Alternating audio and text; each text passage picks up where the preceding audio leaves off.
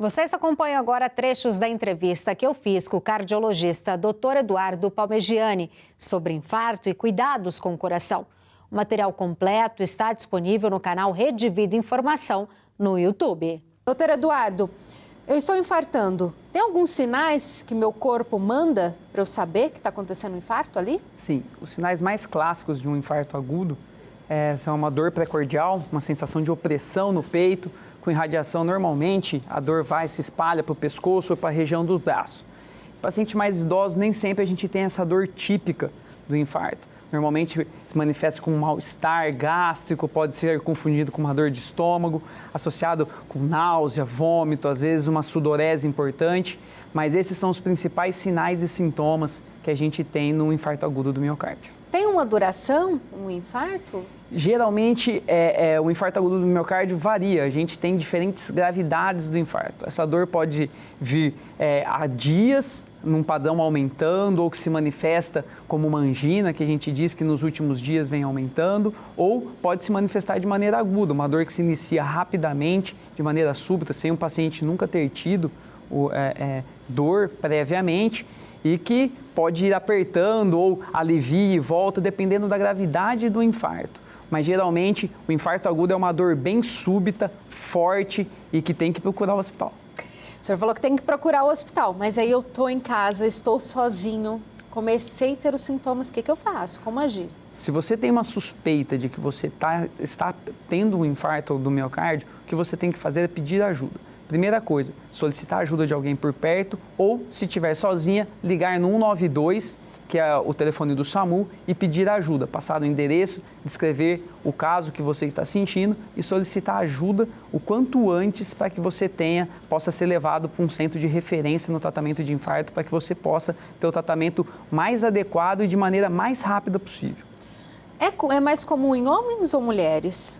Depende da faixa etária. Até os 55 anos é muito mais comum em homens. A partir dessa idade, as mulheres perdem aquele fator de proteção dos hormônios e a partir dos 65 anos, as mulheres começam a ter tanto uma frequência tão grande quanto em homens. Então, depende da idade do indivíduo, você vai ter maior prevalência nos pacientes mais jovens em homens e depois tende a se igualar entre homens e mulheres com a idade. Eu acredito que esse infarto, esse aumento dessa casuística nos jovens esteja relacionado principalmente ao estilo de vida atualmente que a gente tem, em que a gente tem um aumento dos fatores de risco nessa população, como obesidade, sedentarismo, aumento de pressão da hipertensão arterial, a gente tem falta de atividades físicas como consequência do nosso estilo de vida atual. Então, acho que tudo isso somado leva ao aumento dos fatores de risco e somado ao estresse do nosso dia a dia hoje também,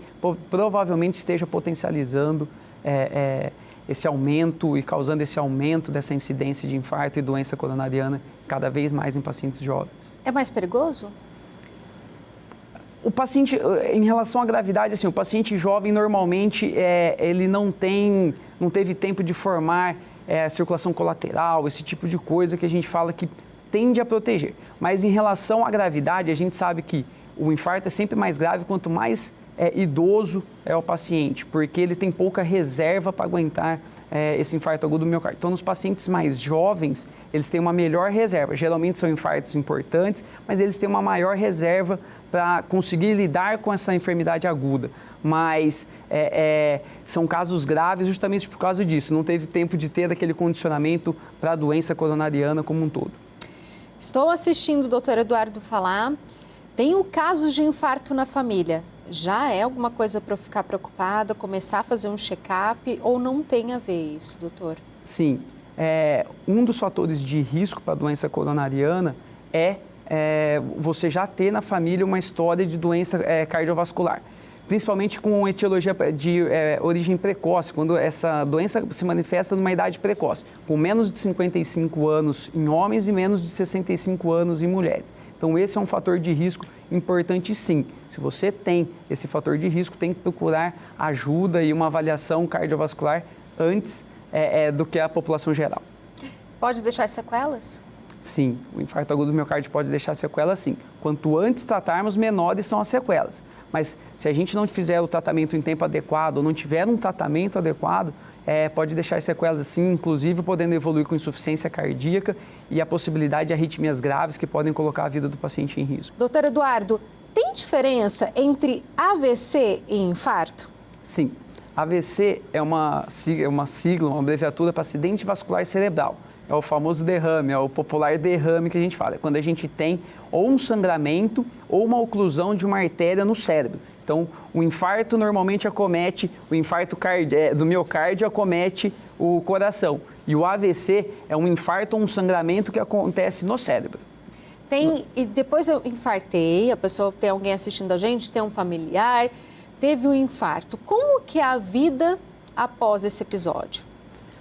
Após um infarto, a gente tem que ter alguns cuidados importantes. Primeiro, cuidar dos fatores de risco que levaram a esse infarto. Então, tratar a hipertensão de uma maneira importante, diabetes, cessar tabagismo, fazer atividade física regular, emagrecer e tratar todos os fatores de risco possíveis desse paciente. Além disso, existem medicações hoje que são indicadas para o tratamento clínico rotineiro nos pacientes que tiveram um infarto. Então, além dos fatores de risco, fazer o uso de uma medicação otimizada para quem tem doença coronariana.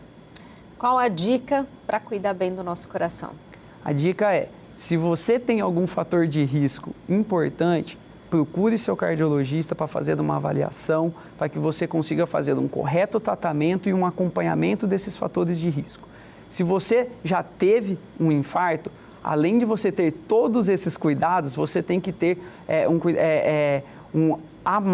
você tem que fazer um segmento mais importante, mais assíduo e também tomar essas medicações que mudam o prognóstico de vida no paciente com doença coronariana. Está muito ligado a estilo de vida, doutor Eduardo? Muito ligado. O infarto hoje, a gente sabe que a gente tem alguns fatores de risco que são importantes. Então, hipertensão arterial, diabetes, sedentarismo, obesidade, tabagismo. Então, tudo isso está muito relacionado com o estilo de vida e principalmente com fatores de risco pessoais. Então, sim, é uma coisa que tem a ver com os fatores pessoais e de vida, sim, o estilo de vida.